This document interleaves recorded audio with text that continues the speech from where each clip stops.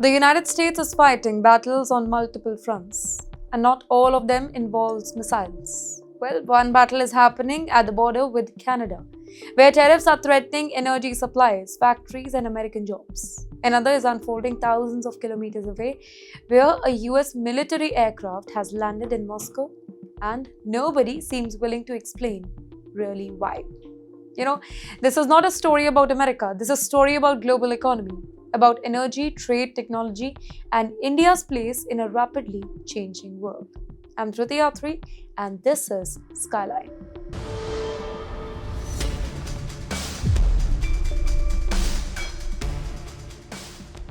Well, the trade war that the US President, Mr. Donald Trump, has started with Canada, it is unlikely to be a one-way street. As rising tariff on Ottawa, it could threaten Republican effort to ease the US voters' economic concern ahead of the midterm election. This year, control of the US Senate, it could hinge on the states that borders Canada, including Michigan, Ohio, and Alaska, which could come under immense pressure because of Canada's importance as a trading partner. Even Republicans are not fully backing Mr. Trump over the tariff. Republican Senator Susan Collins of Maine actually warned that the fallout could affect American businesses more. During her campaign, Collins said that imposing new tariff on Canada, it is a mistake, while referring to the products such as lobsters, blueberries, and lumber that mean exports to Canadian market. Canada actually could hit the US energy supplies. Almost 60% of the US crude oil imports, it come from Canada. And restricting or taxing these imports, it could raise costs for the American businesses and consumers. Ontario Premier Doug Ford has said that an energy surcharge is on the table after previously floating 25% surcharge on electricity exports from Ontario to the US. Well, Canada could also use its critical mineral supplies as leverage here. It is the world's top supplier of potash and has reserves of lithium, graphite, and nickel. By the way, all important to the American industries. Well, Canada has already shown how consumer boycotts, it can hurt the US export. After the first wave of the US tariff, most Canadian provinces banned the US alcohol from their shelves. Government data shows that the US wine exports to Canada fell 78%, reducing its export by $357 million. Canadians have also been traveling less to the US, by the way. The BBC reported that trips fell by 800,000 in April as compared to the same year, contributing to a reported $2.35 billion loss to the US economy in 2025. And yes, then there is the auto industry. North American car manufacturers have operated like one integrated market for decades now. But tariffs on Canadian auto parts, it could disrupt cross-border supply chain and put the US jobs under pressure. So, ladies and gentlemen, this trade war is not simply Canada versus Trump. American consumers, businesses, workers, they could end up paying the biggest price over here. And yes, now from a trade war that could hit the American wallets, let's move to a very mysterious US military flight that landed in Moscow without Moscow knowing about it. A US Air Force transport plane landed at Moscow's airport on Tuesday, and this is according to the data from flight tracking website Flight Radar 24. The aircraft was a Boeing Globemaster with a US registered tail number and had flown from Latvia to Moscow at about 0700 GMT. And this information is according to Reuters. But there was an immediate twist. The Kremlin said that it had no information about that particular aircraft, and that's a big deal. Kremlin's press secretary, Dmitry Peskov, he told the reporters that there was no plan to hold meetings with representatives of the US administration that particular week. The aircraft had arrived in Latvia on August 23rd from the US camp, Springs Air Base that is near Washington, D.C., after leaving the Joint Base Andrews in Maryland on Sunday afternoon. Ladies and gentlemen, Joint Base Andrews, it is military facility that is used by the US President, and senior officials for official travel, and that too anywhere in the world. That is why the flight has attracted attention now. The C-17 Globemaster, it is designed to transport troops and military equipments over long distances. So its sudden arrival in Moscow, it has fueled speculations now. According to the I paper, theories include a possible diplomatic mission or prisoners exchange. This comes after the release of former U.S. Marine Robert earlier this particular August and previous exchanges this particular year. Now, let me tell you, there is no official confirmation of a secret deal or prisoners exchange. But at a time when US-Russia peace talk that remains deadlocked, even one unexplained military flight that could trigger major questions. And yes, while Washington and Moscow are raising questions, another US decision is directly affecting Indian companies. The US has sanctioned 4 Indian-based companies for importing petroleum and petrochemical products from Iran. And this is according to the US State Department press release. US Treasury Secretary Scott Bassett, he announced that Operation Economic Outcast, basically a campaign aimed at cutting off potential source of revenue for Iran. In the meantime, Washington has also warned countries and businesses that continuing economic ties with Tehran that could expose them to retaliation now. Basically, it's an open war announcement. Well, among the Indian-based entities facing actions is Custom Broker, Port East Partners LLP and its partners too. And then there is Indras Mia Ashraf Farmia Sheikh along with Harish Ramachandra Rangi. Well, the State Department said that they facilitated multiple shipments of Iranian petrochemical product. Other Indian companies facing actions are Sadashiv Overseas Limited, PP Softtech Private Limited along with the director Prashant Garg, and then there is Prakriti Infra Implex Private Limited too. In the meantime, according to the United States, Sadashiva Overseas imported Iranian origin petroleum products worth around $69 million, while PP Softtech and Prakriti's Infra imported products worth about $25 million each.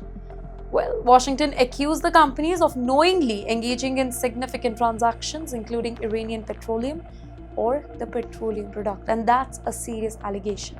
Well, the State Department spokesperson, Tommy Pigott, he said that the US was taking sweeping action against entities and individuals supporting Iran's activities, including weapons procurement, including cyber operations, and including the movement of energy products. Well, for Indian businesses, this is an important warning. The US sanction regime, it can extend beyond American companies. Businesses in other countries, it could also face consequences if Washington believes that they are helping Iran generate revenue, which will ultimately be used against the US. Well, now from sanctions on Indian companies, we move to a military development that could put American aircraft thousands of miles from China's border under a lot of pressure. According to a report by Bloomberg, China has deployed Advanced Hypersonic Glide Vehicle or HGVs capable of launching air-to-air missile against high-value US military aircraft from thousands of miles away. Now these weapons, they are designed to threaten support aircraft such as aerial tanker, early warning planes and flying command post that normally operates far away from the main battlefield. The idea, it is important because these aircrafts are not usually sitting on the front line. No, they stay farther away, supporting fighter jets with fuel, surveillance, communication, and maybe command too. But if even these aircrafts can be targeted from very, very long distances, then the entire calculation of American military operation, that could completely change. Ladies and gentlemen, the HGVs, they are reportedly deployed from DF-17 and DF-27 missiles, with ranges spanning from 1,500 to more than 5,000 miles. That puts major American military hubs such as Hawaii within the potential reach of China's expanding missile arsenals, and it's a big deal. Hypersonic weapons are particularly difficult to defend against because they can travel at extremely high speed and depending on the system, maneuver during the flight. Well, that combination, it can make traditional missile defense calculation much harder. Here, the significance is bigger than just one weapon. America's military advantage depends partly on the aircraft that provide fuel, that provide surveillance, communication, and command support. Take away those support systems, and what you get? Well, even the most advanced fighter aircraft that can become less effective. Aerial tankers, for example, allow fighter jets to remain in the air for a longer and operate farther from their bases. Early warning aircraft, they provide commanders with information about what is happening and that way across a huge area. Then comes flying command post. That helps coordinate operations. So, ladies and gentlemen, the threat to these aircraft, it is really a threat to the wider military network. Now here, China's strategy is increasingly focused on keeping American forces farther away from its own territory and making the US military operations more difficult, more expensive. This is specifically significant in Indo-Pacific, by the way, where distances, they are enormous and American forces rely heavily on bases, aircraft carrier, tankers, and regional support facilities. Now, if China can create a larger threat zone around its territory, the US command, they may have to rethink where aircrafts can safely operate and how close they can move towards a potential conflict zone. Now, let's move to an emergency report. Ladies and gentlemen, the US F-35 reportedly declared an emergency while flying over Saudi Arabia before diving towards Jordan. And this is according to Iran's Tasmin news agency. The stealth fighter reportedly activated the international 7700 emergency code and headed towards Muwafaq al-Saltiya base, where the US military aircrafts are stationed. Now, 7700 code, it is used by aircraft to indicate a general emergency situations, but it does not by itself reveal what actually went wrong. And that distinction, it's very important because there has been no official confirmation that the fighter jet was hit by an enemy weapon. Now let me tell you the cause of the emergency, the condition of the aircraft, and the pilot remain that unclear. It could potentially involve a technical problem, an operational issue, or another emergency situation. Well, there has been no confirmed evidence establishing that the aircraft was attacked. But the timing, that has naturally attracted attention because of the wider military confrontation in that particular region and the growing number of drones and missile threat facing America and its allies. This whole incident comes after Iran previously claimed that it had shot down an F-35 during its conflict with the US, while Houthi forces, they have separately claimed another Saudi drone, it was brought down. These claims have become part of a much larger information battle surrounding the conflict now, where different sides release competing accounts of what happened in the air. And that is why every emergency signal from the US military aircraft, it immediately becomes a subject of intense scrutiny. Now, if we talk about F-35 itself, it is one of America's most advanced fighter jets. It is designed to operate with a low radar signature and collect and share battlefield information while carrying out combat mission. The aircraft is extremely expensive and technologically it's sophisticated, which makes any reported emergency significant maybe. But the sophistication, that does not mean that it is not vulnerable at any point of time. Modern aircraft still operate in environments filled with missiles, drones, electronic warfare and other threats. So, ladies and gentlemen, one emergency code has created several questions, but not all of these questions have answers yet. Was it a technical problem? Was it related to combat operations? Was the aircraft damaged? Or was it simply a precautionary diversion? Until the US military provides more information further, any stronger claim, that would be just speculation. Now, from what we don't know, let's move on to what we know. What is announced? 47 million hungry Americans. Well, Iran is roasting Trump's victory claim. Iranian Parliament Speaker Mohammad Bakir Kalibaf, he has hit back at the US President Mr. Donald Trump after Trump shared an edited video claiming that Iran has admitted defeat and was facing hunger.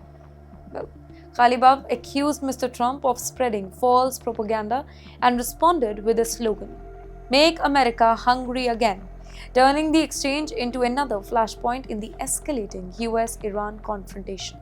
Well, the clash comes as Washington advances Operation Economic Outcast, a sanction campaign aimed at cutting off Iran's revenue sources. Tehran says it anticipated the pressure and has prepared a 2-year economic strategy to withstand the sanction. While the United States has imposed new sanctions on Iranian individuals, Iranian companies, and Iranian ships accused of supporting Tehran's military activity, cyber attack, and illegal oil trade as well. Here, Washington says that the target include network that is involved in weapons procurement, intelligence gathering, cyber attacks, and the movement of Iranian oil. The US also sanctioned Dade Nagar's startup studio and Iran's Islamic Revolutionary Guard Corps, Cyber Electronic Command. Washington accused Dade Nagar of using the commercial Chinese satellite images to help Iran identify the US forces and bases in the Gulf. Several Iranian officials connected to military and weapons program, they have been the target here. The US has also sanctioned an Iranian cyber group accused of hacking critical infrastructure. The FBI recently charged 8 Iranian nationals over alleged cyber attacks on the US energy companies, defense firms, hospitals, and government offices too. Here Washington has also targeted Iranian and foreign companies accused of moving the Iranian oil through a so-called shadow fleet, using the routes involving the UAE, China, Singapore, and Europe. So this is no longer just a military confrontation, it's a battle over money, over oil, over technology, over cyber networks, and global trade. And yes, as Washington tightens the economic screws on Tehran, another question it is now emerging. Can India and China play a role in ending this confrontation or not? Former US Secretary of State Hillary Clinton wants India along with China to help Donald Trump get out of the war with Iran. According to Clinton, the two nations matter because they buy significant amount of oil and gas from Tehran. Speaking to C-SPAN, she said that the key to opening the Strait of Hormuz, it could lie with China and India. Let me quote what she said. "If you want to figure out how Trump could get out of this, I think the key is probably China and India." That's what she said. She argued that China buys far more Iranian oil and gas than India and would therefore have greater leverage with Tehran here. Clinton said that the strongest pressure could come through diplomacy rather than simply increasing confrontation. Asked about whether she would impose secondary sanction on China, she said that she would tell Beijing that it could face some measures if it did not help Iran to reopen the Strait of Hormuz here. The Strait of Hormuz. That strait is critical to global energy supplies, and any prolonged disruption, it can push oil prices higher and it can create problems for economies around the globe. In the meantime, India has urged both the sides to exercise restraint and resolve this crisis through diplomacy now. Yes, at the very same time, Washington has expanded its sanction campaign against Iran. Here, the US says the sanctions target network involved in weapon procurement, cyber attacks, and Iranian oil exports. And this puts India in a very complicated position if you see. New Delhi has economic interest in stable energy supplies, strategic relationship with both Washington and Tehran, and a long-standing preference for diplomatic solution. We don't take sides, but we want peace. And yes, while India and China are being discussed as possible diplomatic pressure point, the skies over West Asia, they are once again drawing attention to an American F-35. And yes, while India and China are being discussed as possible diplomatic pressure points, it's the end of today's Skyline. And ladies and gentlemen, let's talk about the summary here.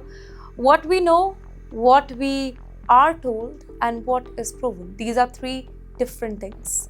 And ladies and gentlemen, diplomacy, geopolitics and international updates, these are three different things that runs the globe. I'm Driti Atri, this is Skyline, and I'll see you in the next episode.